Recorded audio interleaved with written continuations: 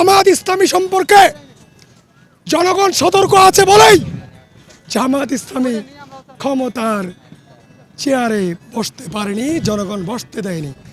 এখন জামাত ইসলামের কিছু আওলা জাওলা নেতা বলতেছে যে কি বলে ভোট কি হয়েছে। আরে ভোট কি হয়েছে? ভোটের দিন বলনি কেন? ভোট কারচুপি হয়েছে, সূক্ষ্ম কারচুপি হয়েছে, স্থূল কারচুপি হয়েছে, ভোট ডাকাতি হয়েছে, ভোট মেকানিজম হয়েছে। ইলেকশনের দিন, ইলেকশনের সপ্তাহে কেন বলনি? সঙ্গে থাকলে সঙ্গী, সঙ্গে না থাকলে জঙ্গি। জামাত ইসলামের এই নীতি মারাত্মক এবং দেশদ্রোহিতার শামিল। আমি সর্বশেষে বলবো, জনগণকে আহ্বান করব, সংসদের প্রধান দল বিএনপি তারেক রহমানকে আহ্বান করব, সুন্দর মতো দেশ চালান। জনগণ আপনার সাথে আছে। আপনি বলেছিলেন কি দিবেন? কার্ড, ফ্যামিলি কার্ড দিবেন। ফ্যামিলি কার্ড শুরু করেছেন, শেষ যেন না হয়। কৃষকদের ঋণ মওকুফ করবেন বলেছেন, কৃষকদের ঋণ মওকুফ করেছেন। বাংলাদেশের মানুষ রাজনীতিবিদদের কোনো বুলি শুনতে চায় না, কাজ দেখতে চায়।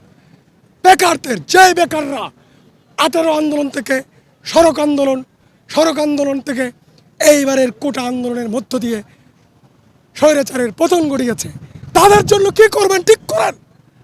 বেকারদের কর্মসংস্থান নিশ্চিত করেন। প্রত্যেকটা ব্যাংকে বলে দেন, প্রত্যেকটা ব্যাংকে অধ্যাদেশ জারি করেন যে বেকার, শিক্ষিত বেকার, অর্ধশিক্ষিত বেকার, মূর্খ বেকার, যারা যে যেটা করতে চায়, যে যেটা করতে পারে, 50,000 টাকা থেকে 20 লক্ষ টাকা পর্যন্ত, তাদেরকে কম সুদে সহজ কিস্তিতে বেকারদেরকে ঋণ দেন। অলস টাকার পরিমাণ কত আপনারা জানেন? আমি গুগল করে দেখেছি, অলস টাকার পরিমাণ প্রত্যেকটা ব্যাংকে 2.5 লক্ষ কোটি টাকার উপরে অলস টাকা পড়ে আছে।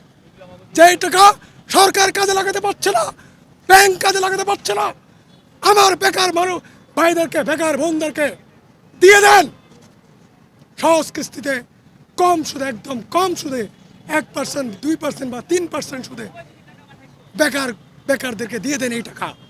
কর্মসংস্থান নিশ্চিত করেন। এত চাকরি তো দিতে পারবেন না, পৃথিবীর কোনো দেশ বেকারদেরকে এত চাকরি দিতে পারে না।